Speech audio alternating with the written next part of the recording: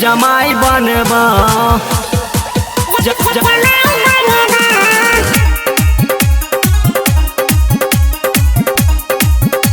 जमाई बनबा। Recording by Rajiv rock film Supaul. जमाई बनबा। सुन के छौरी गोरकी तोर बहन कता गला बड़की। सुन के छौरी गोरकी तोर बहन कता गला बड़की। ओकरा होठ के खूबे चुसाही करबो। ओकरा होठ के खूबे चुसाही करबो। तोरा पापा के हमें जमाई बनबो। तोरा पापा के हमें जमाई बनबा। सुन के छौरी गोरकी तोर बहन कता गला बड़की। सुन के छौरी गोरकी तोर बहन कता गला बड़की। ओकरा होठ के खूबे चुसाई करबो। ओकरा होठ के खूबे चुसाई करबो। तोरा पापा के हमें जमाई बनबो। तोरा पापा के हमें जमाई बनबो।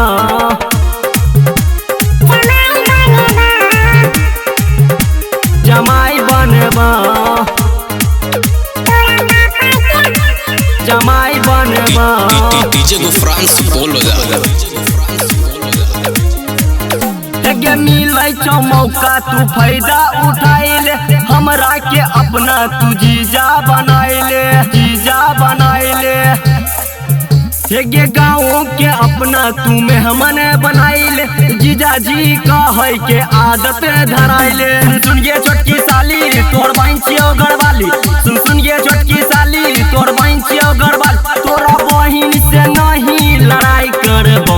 तोरा बहिन से नहीं लड़ाई करबो। तोरा पापा के हमें जमाई बनबो। तोरा पापा के हमें जमाई बनबो। ये छोरी बुझली। डीजे गुफरान सुपौल बजा।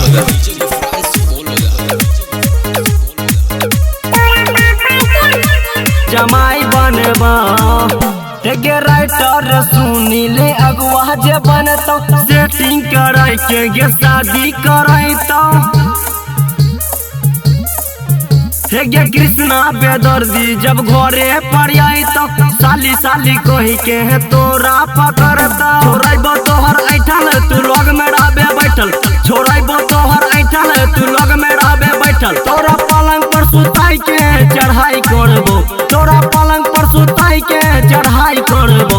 तोरा पापा के हमें जमाई बनबो।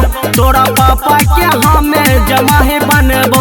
तोरा पापा के हमें जमाई बनबो। बुझली के गोरकी।